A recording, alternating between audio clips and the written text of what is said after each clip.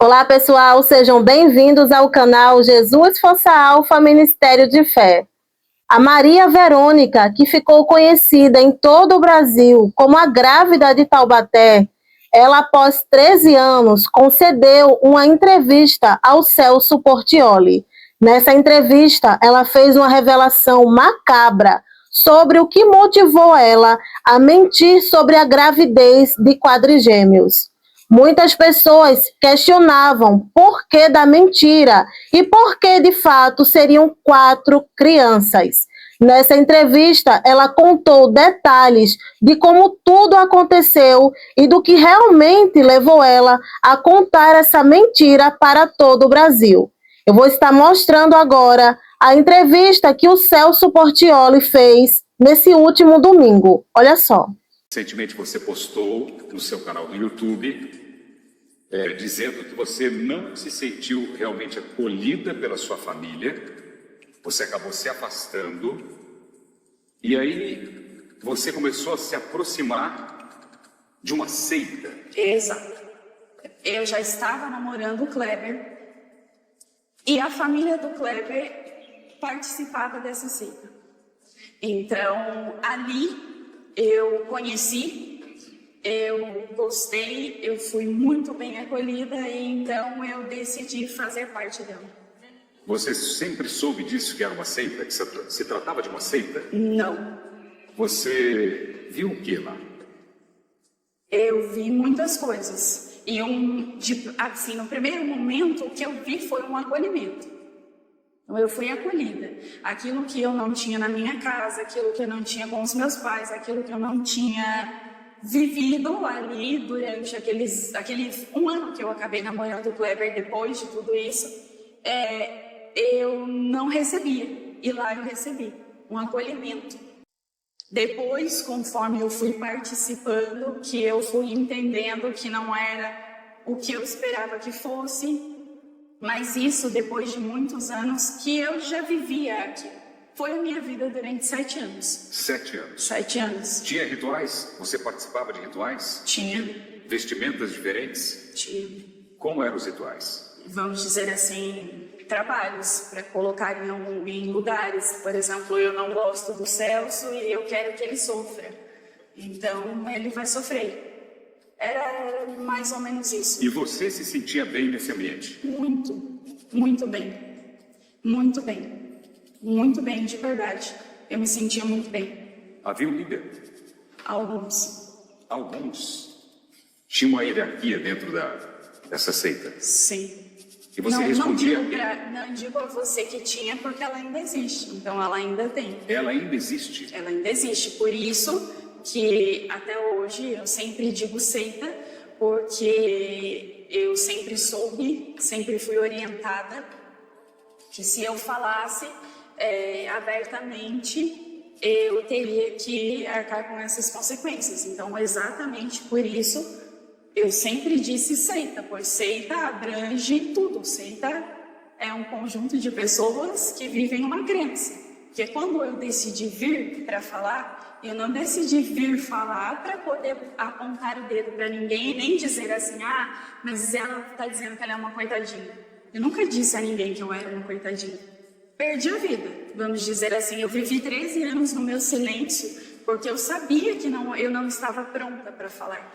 Porque se eu tivesse vindo há 13 anos atrás te ver e ter essa conversa com você, eu estaria aqui para apontar. E não é a minha intenção. A minha intenção foi voltar, não para apontar, mas para dizer sim, eu errei, eu pedi desculpas para quem eu consegui, para quem eu encontrei, mas para dizer para as pessoas que existe coisas assim e que é possível você um dia mentir como eu menti, viver como eu vivi e se levantar. Essa seita que você citou, ela cultuava o quê ou a quem? Ao demônio. Ao demônio? Ao demônio. E você se sentia bem lá? Eu me sentia. Eu gostava de conversar com ele. Mas o que você foi buscar nessa seita? Olha, o Celso, eu fui buscar amparo. Então eu estou dizendo para você assim com toda a sinceridade do mundo. Eu não tinha medo de conversar com eles, eu conversava direto com eles, direto com os demônios mesmo. Como era essa conversa? Era muitas vezes de baixo calão, mas eram conversas normais, como nós estamos aqui. E a gente fazia ali, cultuava as imagens, que também existe, como nós católicos, né? Temos as nossas imagens, eles também têm, e não visíveis, né? Como nós temos, a gente costuma ter uma imagem de Nossa Senhora na sua sala, eles não têm. Se você chegar na casa deles, você nunca vai imaginar que eles participam disso. A família do Kleber, por exemplo, eles vivem isso 30 anos. Como que sua família reagiu quando soube que você estava numa seita? Eles só souberam na madrugada do dia 20. Na madrugada do dia 20, do dia 19 para o dia 20, já era dia 20, quando a minha irmã me tirou de dentro da onde acontecia a seita. Assim que o seu filho nasceu, o Eduardo, o seu marido fez vasectomia a pedido da seita. Deles. Por anos eu me perguntei por qual razão, mas eu nunca tive essa resposta. É uma conversa que as pessoas em casa devem estar estranhando, porque você fala da seita. Sim. E de repente você fala de Deus. Sim. Você vai explicar isso para as pessoas ainda hoje.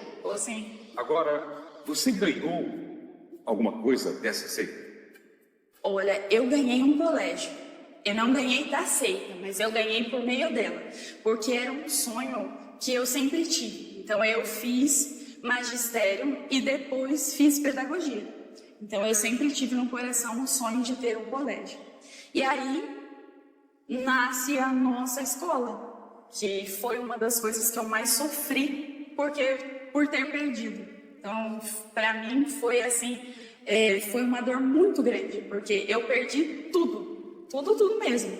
Quem financiava essa seita? Os próprios participantes. Gente de pequeno escalão até gente de alto escalão. E essa escola ela recebia crianças de que idade? Recebia crianças de 6 meses até 6 anos. E dentro da escola havia alguém da seita que você trouxe da seita para trabalhar com as crianças da escola? Quase todo mundo. Quase todo mundo. Nós participamos, vou dizer eu. Na sexta-feira santa do ano de 2011, nós participamos de um encontro com várias pessoas lá. E aí nessa noite foi dito, olha, façam os pedidos que nós vamos dobrar, vamos guardar esses pedidos e ali vamos realizar os desejos de vocês. Então, o que eu fiz? Eu fiz o meu pedido e eu lembro, como se fosse agora, eu escrevi, eu quero ficar grávida de novo. Então, todo mundo fez os pedidos e entregou na... Mesmo seu marido sendo... Mesmo ele sendo vasectomizado. Aí você vê o tamanho da confiança que eu tinha naquilo que eu ouvi e naquilo que eu vi. E aí eu fiz esse pedido, ele dobrou o meu papelzinho, molhou. Quem dobrou? A pessoa que estava lá conversando com a gente, como se fosse, né, era o demônio ali. Para nós era ele que estava ali. E aí ele dobrou esse papel, molhou. Ele molhou em que? Na bebida. Na bebida? Na bebida. Ele molhou na bebida, abriu, né, leu o que estava escrito, dobrou, molhou na bebida e engoliu, mastigou e engoliu. E disse o que para você? Disse que o meu ele iria realizar. E aí passado... o que acho que deve ter sido uns 15 dias ou mais, um mês, eles me chamaram, pediram para chamar e disseram que eu precisaria participar de um ritual. E aí eu participei, eu fui. Que ritual foi esse? Precisava de levar algumas coisas e eu precisava que isso fosse feito para que o meu desejo fosse realizado. E aí nesse ritual eles fizeram o que precisava ser feito. E eu sempre tive no coração que dali em diante nasceu a grávida de Taubaté. Vamos lá, você começou a barriga foi aumentando pouco a pouco? Não Ou foi... de uma vez? vezes? Não, acho que foi umas 2 ou 3 vezes. Ela já ficou daquele tamanho. Pouco, então não foi pouco a pouco, com cuidado? Não. E Não. ninguém estranhou isso, as pessoas próximas a você. A sua barriga ficou enorme da noite para o dia e ninguém estranhou. Não estranhou porque eu não vivia no meio de todo mundo. Você seu entende? marido? O meu marido, exatamente. Não estranhou. Ok, a partir desse momento você virou a grávida de Taubaté. Não foi com essa barriga pequena, mas foi com a barriga gigante, dizendo que ali dentro teria quadrigêmeos. A sua barriga parou de crescer. Exatamente. Foi colocado o que ali para aumentar a barriga? Panos. Colocando panos. Se alguém falar para você que tem os gêmeos ou tem quadrigêmeos, você deveria ser a primeira a não acreditar. Por que você acreditava nessa mentira e nessa ilusão? Exatamente. Eu também, por anos, me perguntei por isso. O porquê que eu acreditava. Hoje eu entendo que isso foi uma ação do demônio, foi uma ação daquilo que eu permiti que ele fizesse na minha vida na hora daquele ritual. O seu marido acreditou que ele seria pai de quadrigêmeos? Ele chegou a ficar nervoso, você me disse. Acreditou, ficou nervoso, começou a trabalhar muito desesperadamente. Mas durante a sua gravidez, o seu marido não te viu sem roupa, tomando banho, ou teve relação sexual com você? Não, nós não tivemos relação sexual. Então a gente se distanciou muito nessa época. Além dos panos, o que mais tinha dentro da sua barriga? Tinha 2 trabalhos. Como assim? Que trabalho? Tinha 2 trabalhos. Na seita faziam-se trabalhos. E ali tinha 2 trabalhos. Que precisava ficar lá. Quem te aprontava? Uma das pessoas de lá. Mas todo dia? Não, algumas vezes. E eu trabalhava junto com elas o tempo todo. Então nós trabalhávamos. Mas na sua casa, você tomava banho com os panos? Não, eu tirava, às vezes eu tirava no sábado e tomava um banho, colocava, mas já não vivia mais sozinha. Você entende? Eu não vivia mais sozinha. É isso que eu sempre falo. Mas essas pessoas moravam dentro da sua casa? Não moravam dentro, mas moravam próximos. Então, se eu queria, eu quero ter uma amizade com o Celso.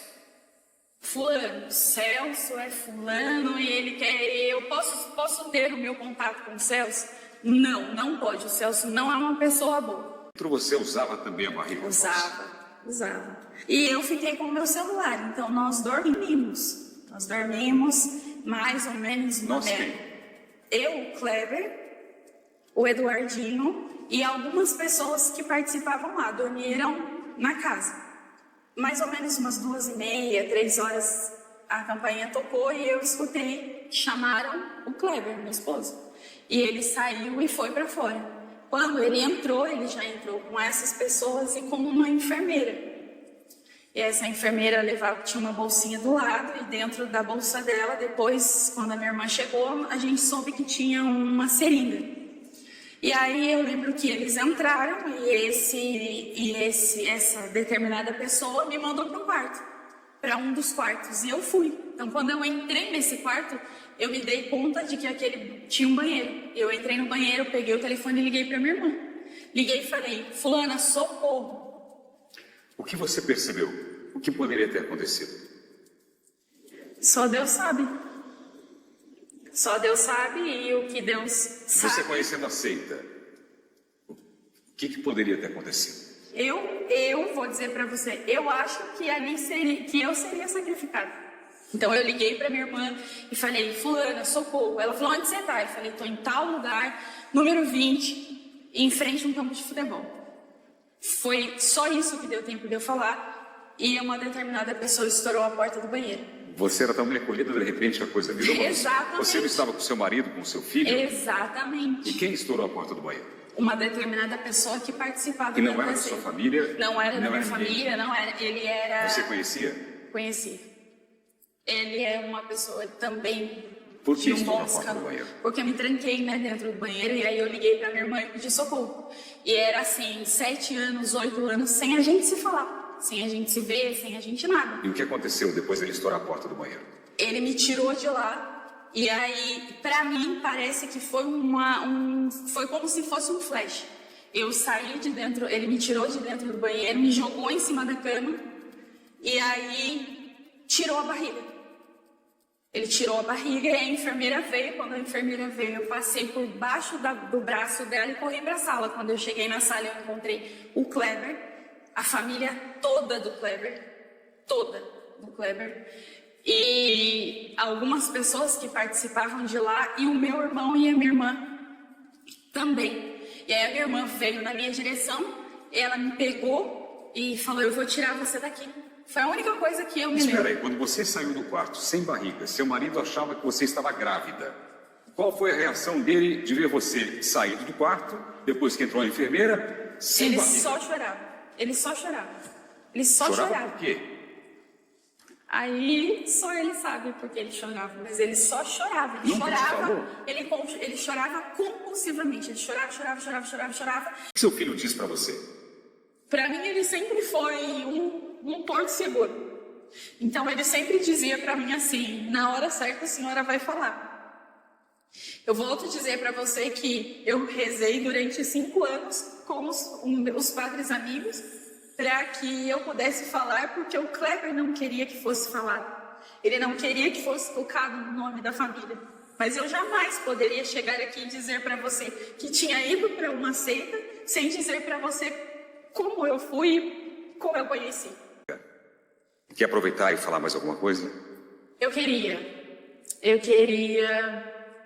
pedir desculpas, não é, para aquelas pessoas que se sentiram ofendidas ou que se sentiram machucadas naquela época. E especial para os pais dos meus alunos, que isso eu sempre levei. Me desculpem por ter colocado o filho de vocês em algo tão sério, mesmo sendo o bem mais precioso que vocês têm, e eu permiti isso.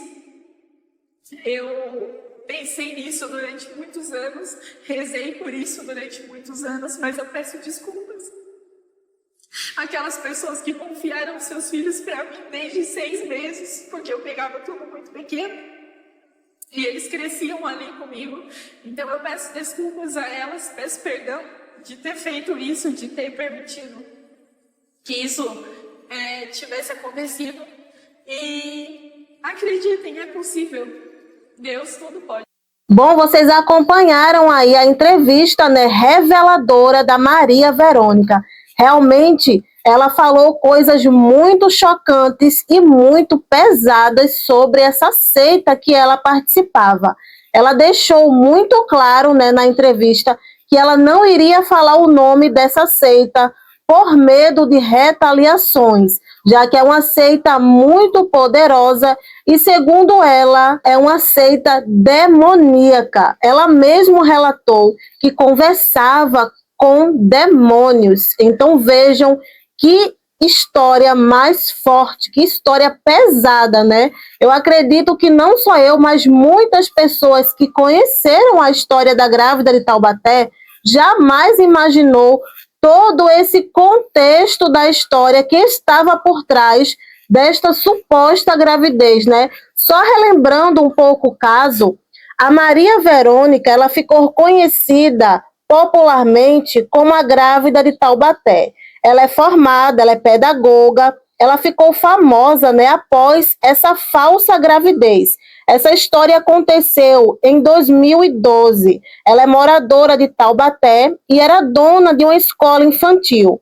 O seu caso foi noticiado em diversos meios de comunicação de grande repercussão, dada a raridade desse tipo de gravidez, já que uma gravidez de quadrigêmeos era algo muito raro, né? Era uma em 9 milhões de mulheres que conseguiam engravidar de quadrigêmeos. No dia 11 de janeiro, ela participou do programa da Record, Hoje em Dia, e ganhou várias fraldas e um quarto mobiliado para as supostas filhas, já que ela dizia estar grávida de 4 meninas.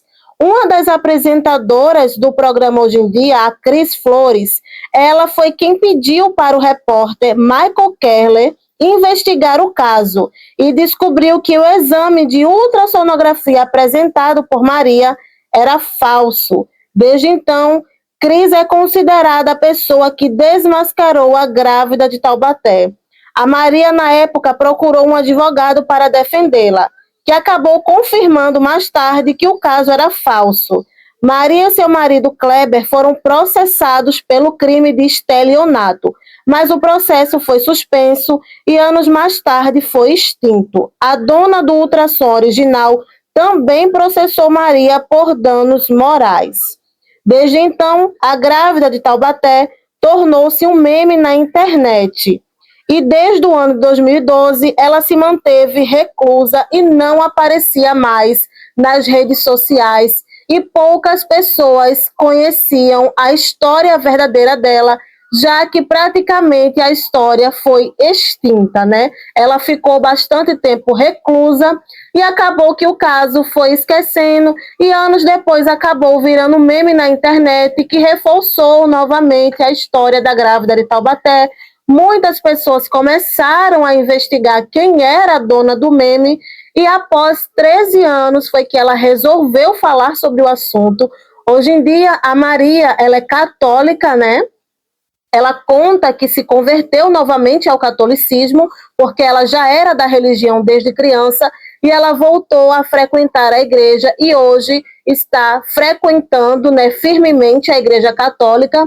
O seu filho, Eduardo, ele agora está estudando, né, está frequentando a igreja católica e tem o desejo de ser padre. Muitas pessoas não sabiam, né, mas a Maria Verônica, ela já era mãe.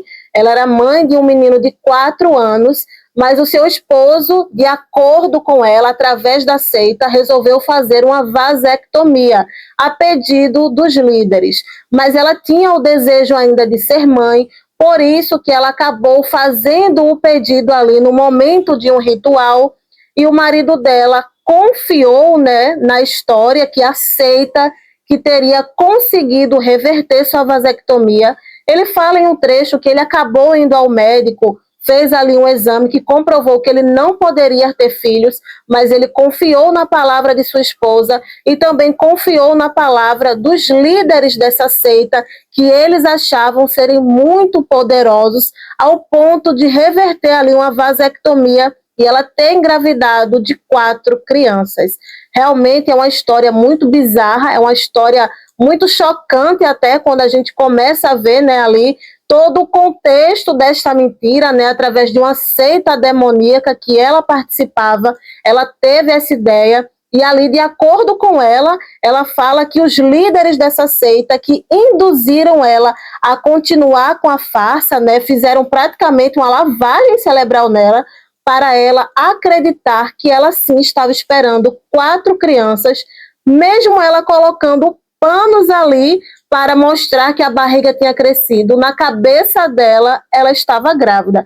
Então vejam realmente como o inimigo ele faz, né, com a mente das pessoas, como ele mexe e tira a pessoa do seu juízo normal, né? Realmente é uma história muito macabra. Mas deixa aqui nos comentários qual a tua opinião sobre esse assunto. Você já conhecia a história da grávida de Taubaté? E o que é que você achou sobre as revelações que ela disse sobre essa suposta seita? Não esquece, se inscreve no canal, ativa o sininho para você não perder nenhuma notificação, compartilha esse vídeo. Fiquem com Deus e até o próximo vídeo.